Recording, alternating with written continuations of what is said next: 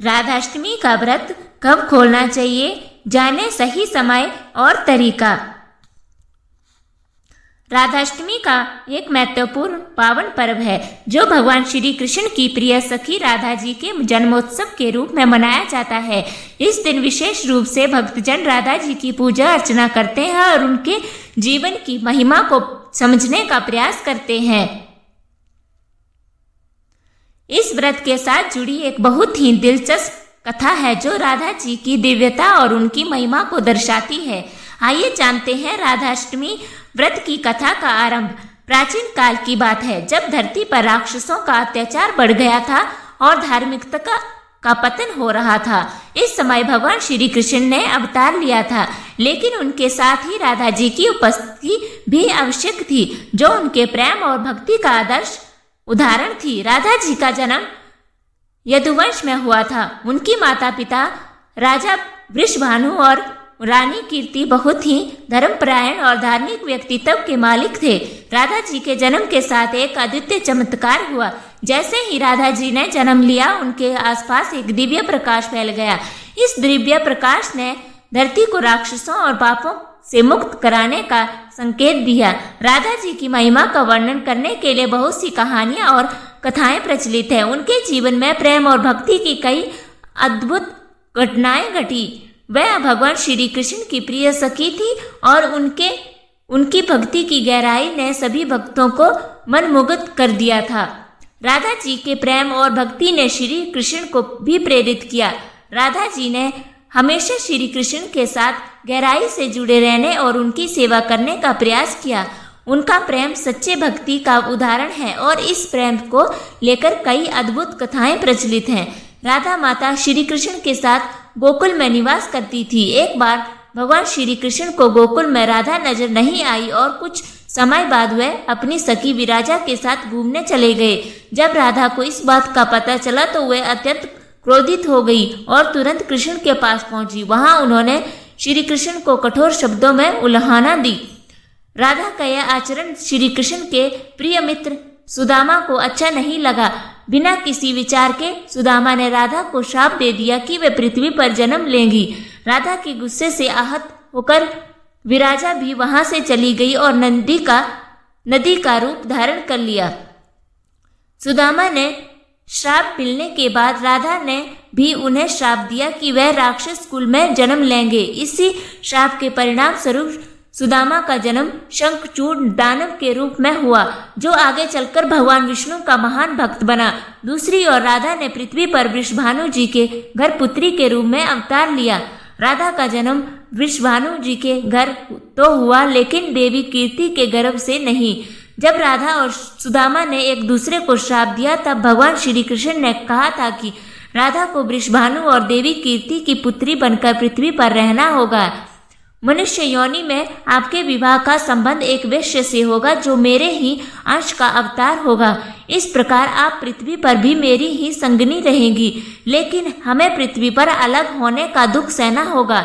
इसके बाद भगवान श्री कृष्ण ने राधा से कहा कि अब आप मनुष्य योनि में जन्म लेने की तैयारी करें। संसार के सामने वृषभानु जी की पत्नी गर्भवती हुई और जिस प्रकार एक शिशु का जन्म होता है उसी प्रकार देवी कीर्ति का भी प्रसव हुआ। हालांकि वास्तव में राधा का जन्म उनके गर्भ से नहीं हुआ था। भगवान की माया से उनके गर्भ में वायु आ गई थी और उसी वायु से राधा का प्रकट्य हुआ था। प्रसव के समय देवी कीर्ति को पीड़ा हो रही थी और उसी समय राधा के रूप में एक सुंदर कन्या जन्म हुआ। राधा का अवतरण भाद्र मास के शुक्ल पक्ष की अष्टमी तिथि को हुआ और तभी से हर वर्ष इस दिन को राधाष्टमी के रूप में मनाया जाता है। राधाष्टमी के दिन एक विशेष पूजा की जाती है जिसमें भक्तजन राधा जी की महिमा का गान करते हैं। कथा के अनुसार राधा जी का जीवन पूर्णता और भक्ति का आदर्श उदाहरण है। एक बार जब श्री कृष्ण ने राधा जी से पूछा कि उनकी भक्ति का रहस्य क्या है, तो राधा जी ने उत्तर दिया कि उनकी भक्ति में केवल प्रेम और समर्पण है। राधा जी ने भगवान श्री कृष्ण को भक्ति का सबसे सुंदर और महान रूप दिखाया। उनकी भक्ति ने उन्हें अद्वितीय बना दिया और इसीलिए राधा अष्टमी का पर्व इस प्रेम और भक्ति की महिमा को मान्यता देने का अवसर है। व्रत के दौरान की जाने वाली पूजा। राधाष्टमी के दिन व्रती सुबह जल्दी उठकर स्नान करते हैं और व्रत का संकल्प लेते हैं। इसके बाद राधा जी की पूजा करते हैं, जिसमें उनकी मूर्ति को सुंदर वस्त्र पहनाए जाते हैं और भोग अर्पित किए जाते हैं। व्रती दिन भर उपवास रखते हैं और केवल फल, दूध और जल का सेवन करते हैं। पूजा के बाद भजन कीर्तन का आयोजन किया जाता है, जिसमें राधा जी के भजन गाए जाते हैं। इस दिन को भक्त पूरी श्रद्धा और भक्ति के साथ मनाते हैं, ताकि राधा जी की कृपा प्राप्त हो सके और जीवन में शांति और सुख की प्राप्ति हो सके। राधाष्टमी व्रत की कथा हमें राधा जी के प्रेम और भक्ति की गहराई को समझने में मदद करती है। यह व्रत केवल एक धार्मिक पर्व नहीं, बल्कि प्रेम और भक्ति का आदर्श उदाहरण है। राधा जी के जीवन की कथा हमें सिखाती है कि सच्ची भक्ति में केवल प्रेम और समर्पण होना चाहिए। राधाष्टमी का व्रत कब खोलना चाहिए, जाने सही समय और तरीका। राधाष्टमी भगवान श्री कृष्ण की प्रिय राधा रानी का जन्मोत्सव है। यह पर्व भाद्रपद महीने के शुक्ल पक्ष की अष्टमी तिथि को मनाया जाता है। इस दिन व्रत रखने का विशेष महत्व है, लेकिन सवाल यह उठता है कि राधाष्टमी का व्रत कब खोलना चाहिए। इस लेख में हम विस्तार से समझेंगे कि इस व्रत को कैसे और कब खोलना उचित होता है। साथ ही हम इस पवित्र पर्व की धार्मिक परंपराओं पर भी चर्चा करेंगे। 1. राधाष्टमी का महत्व। राधाष्टमी हिंदू धर्म के प्रमुख त्योहारों में से एक है। इस दिन श्री कृष्ण की अन्य भक्त और प्रेमिका राधा रानी का जन्म हुआ था। राधा रानी का नाम हमेशा श्री कृष्ण के साथ जुड़ा हुआ है और उनकी भक्ति की गाथा अमर है। इस व्रत को विशेष रूप से महिलाएं करती हैं और भगवान से सुख, समृद्धि और सुखद वैवाहिक जीवन की कामना करती है। 2. राधाष्टमी का व्रत क्यों किया जाता है। राधाष्टमी का व्रत केवल धार्मिक आस्था का प्रतीक नहीं है, बल्कि यह हमें सिखाता है कि प्रेम और भक्ति से जीवन में हर बाधा को पार किया जा सकता है। राधा रानी की भक्ति हमें सच्चे प्रेम, सेवा और निस्वार्थता का संदेश देती है। जो लोग इस व्रत को करते हैं, उन्हें मानसिक शांति और आध्यात्मिक सुख की अनुभूति होती है। 3. व्रत की तैयारी कैसे करें। व्रत करने से पहले कुछ खास तैयारियां करनी जरूरी होती हैं। स्नान और शुद्धिकरण। व्रत के दौरान सूर्योदय से पहले स्नान कर शरीर और मन को शुद्ध करें। संकल्प लें। मन में श्रद्धा के साथ व्रत का संकल्प लें और राधा रानी की पूजा करें। सात्विक भोजन का ध्यान। व्रत के दौरान फलाहार और सात्विक भोजन का ही सेवन करें। 4. व्रत का पालन कैसे करें। राधाष्टमी के दिन व्रत रखने के लिए सुबह जल्दी उठकर पूजा अर्चना करनी चाहिए। इस दिन फलाहार करने का विधान है और पूरा दिन उपवास रखकर राधा रानी की आराधना करनी चाहिए। दिन भर भजन कीर्तन करें और भगवान श्री कृष्ण और राधा रानी के प्रति समर्पण भाव रखें। 5. व्रत खोलने का सही समय। अब बात आती है कि राधाष्टमी का व्रत कब खोलना चाहिए। धार्मिक मान्यताओं के अनुसार राधाष्टमी का व्रत अष्टमी तिथि के समाप्त होने पर या फिर सूर्यास्त के बाद खोला जा सकता है। यह समय इस बात पर निर्भर करता है कि किस पद्धति का पालन कर रहे हैं। कुछ लोग नौमी तिथि पर भी व्रत खोलते हैं, लेकिन अधिकांश स्थानों पर अष्टमी तिथि के खत्म होते ही व्रत खोलने की परंपरा है। 6. व्रत खोलने की विधि। व्रत खोलने के लिए पहले भगवान श्री कृष्ण और राधा रानी की पूजा करें। पूजा के बाद फल, मिठाई या जल का सेवन करके व्रत का पारण करें। इस दौरान ईश्वर का ध्यान और आभार व्यक्त करना जरूरी होता है। 7. राधाष्टमी पर पूजा का महत्व। राधाष्टमी पर की जाने वाली पूजा से भक्तों को विशेष पुण्य प्राप्त होता है।